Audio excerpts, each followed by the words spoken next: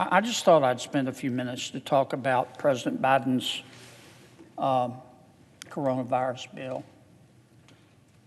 Let me see if I can explain why so many of my Republican colleagues, and I'm part of that, are disappointed in the bill. This bill will be our sixth coronavirus bill. I don't think anybody, any fair-minded person, can accuse the United States Senate, both Democrats and Republicans, of not trying to respond to this devastating virus and the economic problems that it has created. And I've been very proud that in the first 5 bills, we did it on a bipartisan basis. We spent a lot of money, about $4 trillion. That's 4 0 0 0 0 0 0 0 0 0 0 0 taxpayer dollars. And of course, we don't even have 5% of that. We borrowed every bit of it. Just a staggering sum. But we did it because we had a crisis and we had to deal with it. That's what we were sent up here to do. We did it on a bipartisan basis.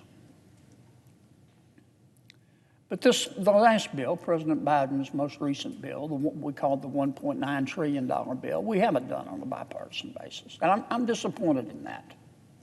I understand politics. You do too, Mr. President. But I listened very carefully to President Biden and throughout the campaign and in his 6 weeks of his administration.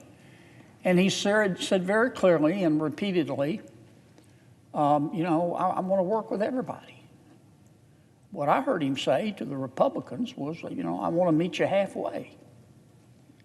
I don't mean any disrespect, but if that's the case, either he or the people around him are not a very good judge of distance. It's been made very clear to us that there will be no negotiations on this bill, that President Biden decided to proceed to reconciliation, which only requires a majority. And I think we both expect, Mr. President, there to be 50 Democratic votes in favor of this bill and 50 Republican votes against it, and Vice President Harris will break the tie. And that's not a bipartisan bill. And I do. I regret that. And I think it could have been different. We can debate about whether we need $1.9 trillion, and I understand there are good arguments on both sides. I've heard the arguments, and I've listened carefully to my Democratic friends explain why they think we need it.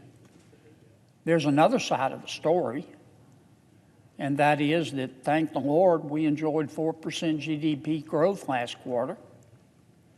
Most economists reckon that we will have about 6% GDP growth this year. The American people have about $1.6 trillion in excess savings. We have all this liquidity that as soon as it is allowed to be released is going to stimulate our economy substantially, in my judgment. Everyone involved is doing a wonderful job on the vaccines. President Trump's team did a wonderful job. President Biden's team is doing a good job. The governors seem to be doing a great job. People are getting vaccinated. We know that we have a lot of people in America who had the virus and didn't even know it. We're rapidly approaching the point where either through vaccination or people who've had the virus and therefore had the antibodies, that we're going to have way over a majority of the American people protected. And so one point of view is that we don't need to spend $1.9 trillion.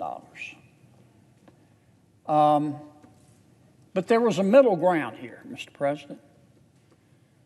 And I'm disappointed that that the president took the position that, look, we need to spend $2 trillion right now, even though there's $1 trillion at least in previously appropriated funds that we haven't spent yet.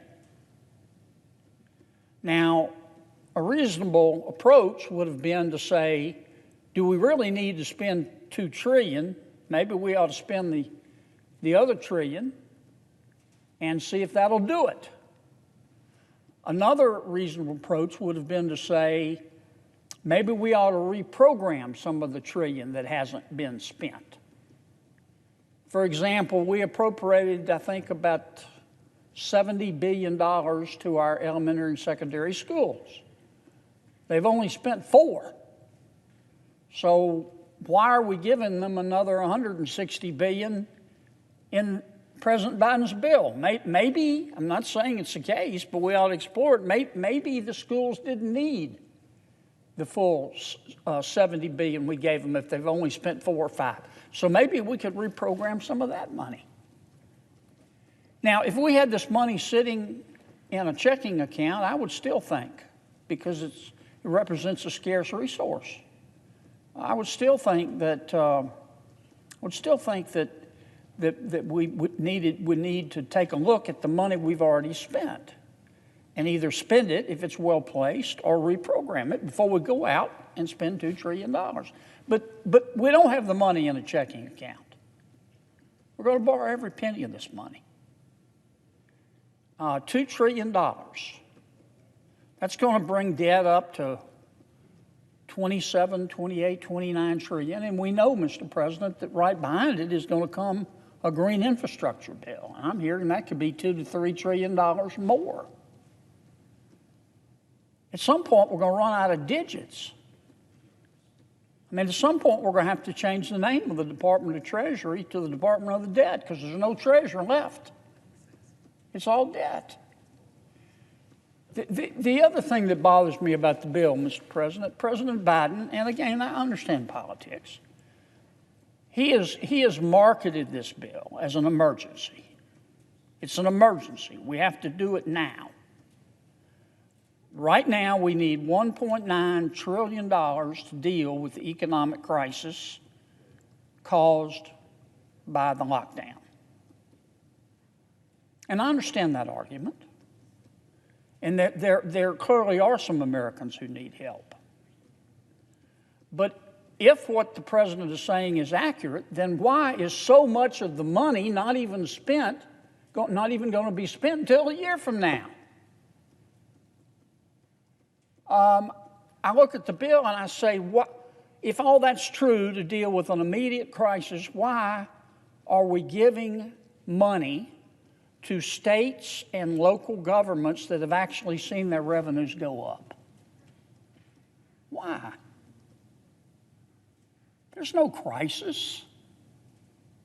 And I look at the bill and I ask myself, why are we giving money to bail out pension plans? Can we talk about this? And I look at the bill and I say, why, as I just alluded to, why are we giving I think that's the figure, Mr. President, $160 billion to our elementary and secondary education institutions when we've given them $70 billion in the past and they've only spent $4 billion? Where's the fire? They've got $65 billion or so left. This is real money. There's no money fairy. And I look at the bill. I mean, I want to help the American people. Gosh, many of them do need help. But should we really be sending stimulus checks to people who've never missed a paycheck out there? Do they really need the money if they haven't been laid off? If they've been paid the entire time of the lockdown? Why are we doing this? Couldn't that money, first of all, one option is not to spend it if there's not a need and pay down our debt, or at least not increase our debt. Another option would be on spending on something that we really need.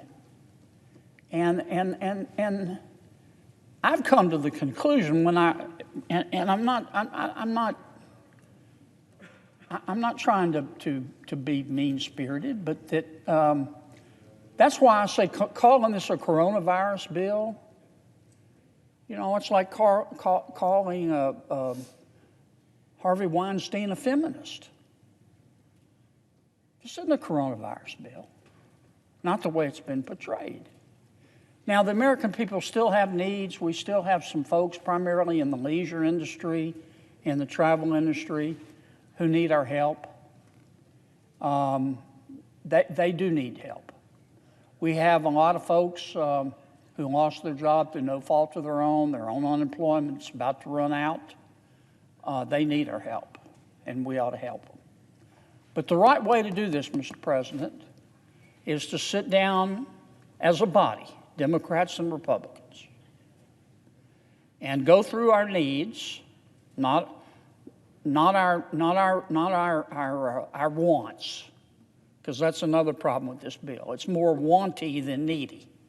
Go through our needs, and let's discuss how much money we should appropriate to those needs in light of the fact that we've already spent $4 trillion and we have a bunch of money left over. And that's not the way this is being done. This is just being rammed down our throats. This is just raw gut politics, which I understand. I've been around it. You have too, Mr. President. We've both been around the block a few times. But that's not how you allocate scarce resources. And the final point I'll make, you know, I know when we did